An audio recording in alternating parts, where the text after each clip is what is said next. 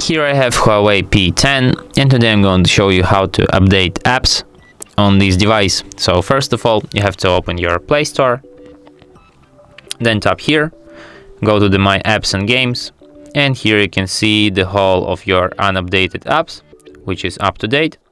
You can update them one by tapping this update button next to them, or you can just tap update all here and they will update all.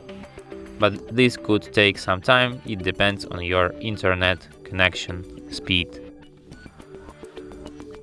And that's it. Thanks for watching. If you find this tutorial useful, don't forget to hit that like button and subscribe to our channel.